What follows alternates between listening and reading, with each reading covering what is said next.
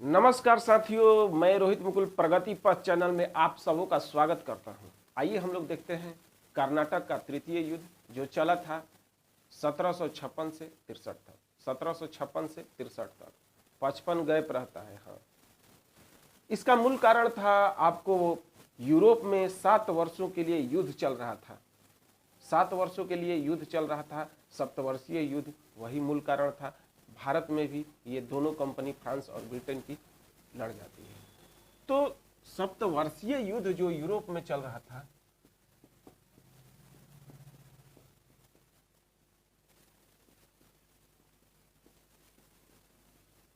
कब से कब तक चला था? तो 1756 से 63 तक। 1756 से 63 तक ये सप्तवर्षीय युद्ध ही भारत में भी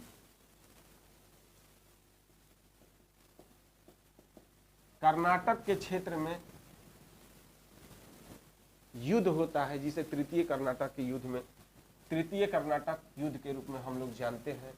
और इसमें भी देखा जाए तो मूल एक जगह होता है, यहां पर आपको देखिएगा तो मद्रास, जहां पर अंग्रेजों का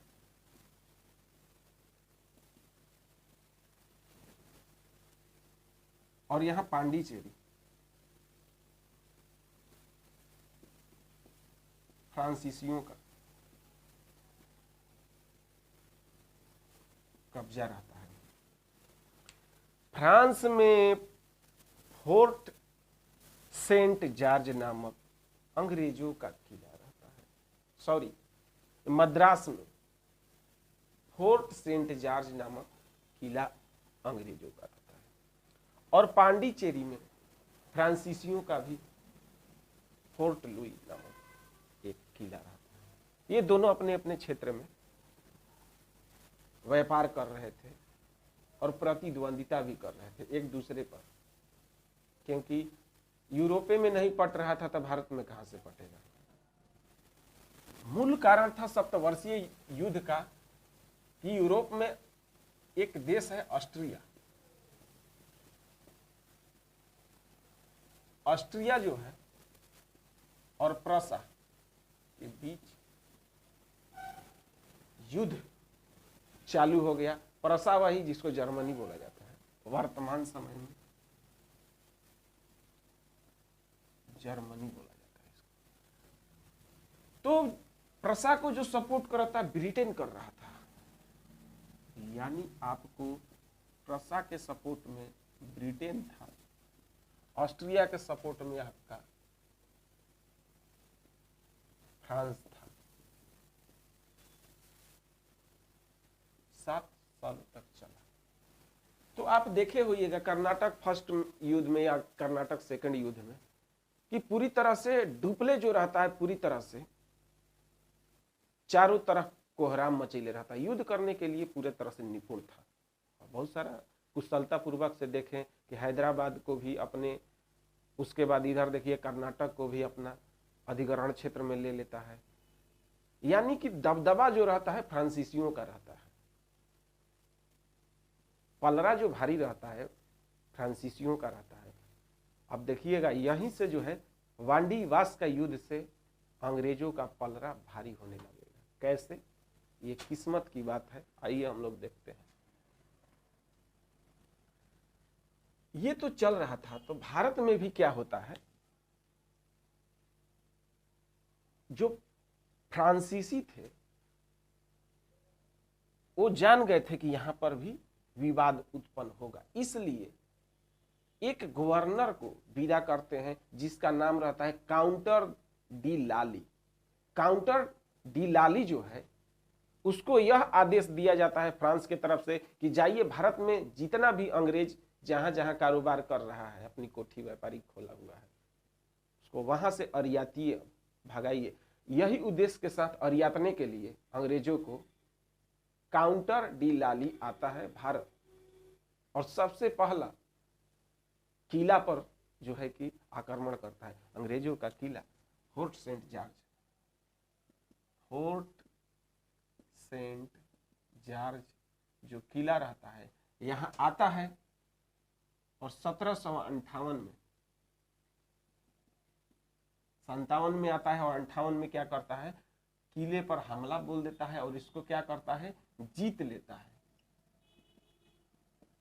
पूरी तरह से कब्जा कर लेता है। अब समझ सकते हैं कि फ्रांसीसी कितना मजबूत थे अंग्रेज के सामने। ये आपको भरम है। 1758 की बात चल रहा है, इससे पहले तो वो लोग कमजोर थे अंग्रेज, लेकिन 1758 में आपका भरम है कि कमजोर है। याद करिए 1757 में हुआ क्या है, तो प्लासी में युद्ध, प्लासी का क्या हुआ है, युद्ध हुआ है 1757 में, और यहां पर अंग्रेजों को विजय मिला हुआ है। रॉबर्ट क्लाइव ने क्या करता है कि एक नाटकीय अंदाज में सबको मिला लेता है। हम लोग नेक्स्ट क्लास में देखेंगे प्लासी का युद्ध किस तरह से वहां पर बंगाल में अंग्रेजों का कब्जा हो जाता है। तो 1757 में प्लासी के युद्ध में अंग्रेजों को पूरी तरह से क्या हो चुका था, विजय हो चुका था, यानी पहली बार अंग्रेज जीते हुए थे भारतीयों से।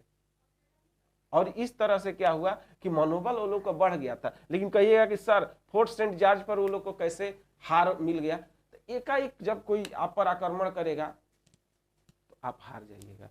ये जो काउंटर डी लाली आता है, अटैक करता है अचानक, इसीलिए जो है फोर्ट सेंट जॉर्ज में फ्रांसीसियों का जीत हो जाता है। तुरंत काउंटर डी लाली एक दूसरा जगह तंजौर पर हमला बोलता है, लेकिन यहां पर वह असफल हो जाता है, क्योंकि अब जो है सतर्क हो चुके थे अंग्रेज। सर आयर कूट के नेतृत्व में यहां पर मोर्चा संभाला जाता है। अंग्रेजी गवर्नर सर आयर कूट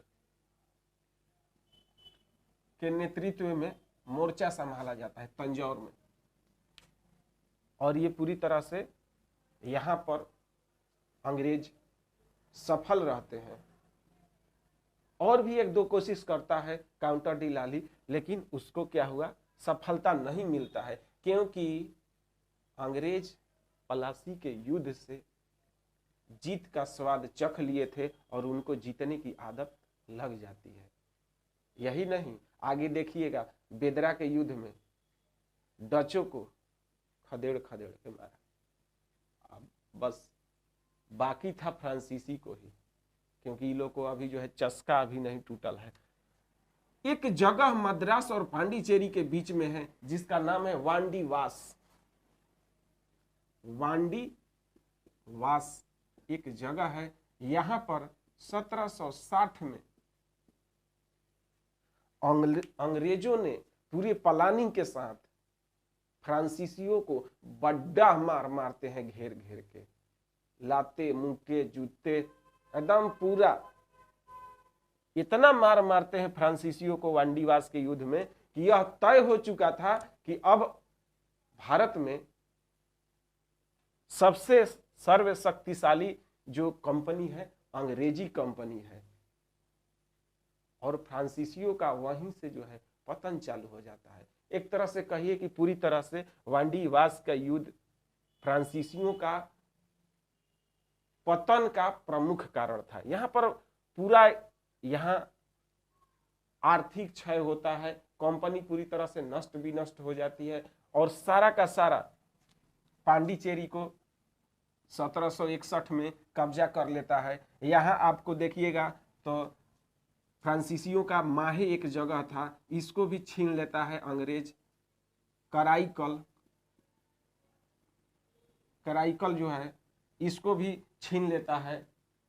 जिंजी है, यमन है, सारा जो जगह था इधर भी, यहाँ चंद्रनगर, बंगाल में चंद्रनगर, यहाँ सूरत, ये तमाम भारत में जितने भी जगह पर फ्रांसीसी अपना कब्जा करके व्यापार कर रहे थे, सभी जगह से वांडीवास के युद्ध के बाद भगाया जाता है। आप समझ सकते हैं कितना बुरा परिणाम फ्रांसीसियों को मिला।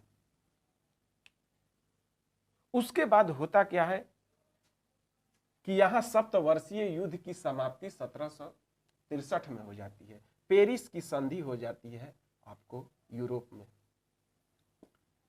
पेरिस की संधि हो जाती है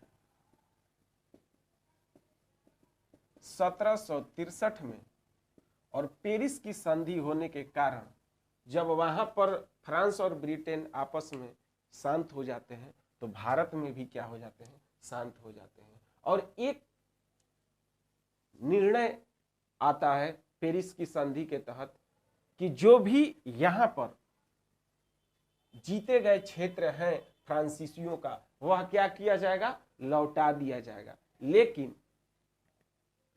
सूरत को कुछ शर्तों के साथ लौटाया जाता है और चंद्रनगर को बोला जाता है कि नहीं लौटाएंगे। तो ये का है, चंद्रनगर का है नहीं। तो ये बंगाल का क्षेत्र है। पूरी तरह से पलासी के युद्ध के बाद बंगाल को अपने कब्जे में ले लिया था अंग्रेज। 1757 में जो पलासी का युद्ध हुआ है उससे अपने कब्जे में बंगाल को ले लिया है, और इसलिए चंद्रनगर में अब फ्रांसीसी आएगा तो फिर मैटर होने का जो है संभावना बनता है। इसलिए कहते ना फ्रांसीसी आएगा ना हम कोनो तरह का मामला बढ़ेगा, इसलिए यहां पर हम लोग नहीं आने देंगे। यानी चंद्रनगर को नहीं लौटाता है और ये सब लौटा देता है पेरिस की संधि के तहत। पहला चीज। दूसरा ये होता है फ्रांसीसी जो है काफी आक्रामक होकर के केवल युद्ध कर रहे हैं, इसलिए इनको क्या किया जाए, सैन्य शक्ति ही छीन लिया जाए। यानी दूसरा जो है सैन्य शक्ति छीन लिया जाता है।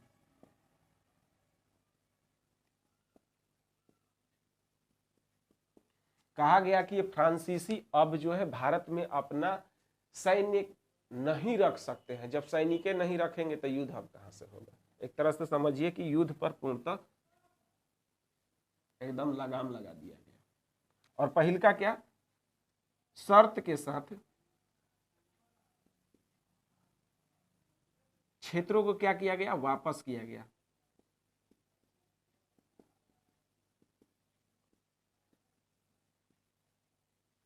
लेकिन अब जब सैन्य शक्ति ही नहीं रख सकते हैं तो युद्ध नहीं होगा, और यहां पर अंग्रेजी सत्ता जो था धीरे धीरे भारत पर कब्जा होने लगता है। बेदरा का युद्ध, वांडीवास का युद्ध जो हुआ है, और भी उसके बाद आगे देखिएगा तो बक्सर का युद्ध होगा जिसमें त्रिगुट सेना को पूरी तरह से हेक्टर मुनरो की सेना जो है परास्त कर देती है। अंग्रेजों का नेतृत्व हेक्टर मुनरो करते हैं, और त्रिगुट सेना जो बंगाल के अपदस्थ नवाब मीर कासिम रहते हैं, दूसरका अवध के नवाब सुजाउद्दौला, और तीसरा जो है दिल्ली के बादशाह शाह आलम द्वितीय, ये तीनों मिल करके त्रिगुट सेना में रहती है और तीनों पराजय हो जाती है बक्सर के युद्ध में। उसके लिए संधि दोनों पर थोपा जाता है, अवध के नवाब पर और मुगल बादशाह पर, जिसे इलाहाबाद की संधि कहा जाता है। और इस संधि को कहा जाता है करने के लिए दोबारा बुलाया जाता है रॉबर्ट क्लाइव को, क्योंकि वो पूरा एकदम दिमाग से क्लियर था। रॉबर्ट क्लाइव दोबारा संधि करने के लिए बुलाया जाता है। और फ्रांसीसियों को यहां देखा जाए तो पूरी तरह से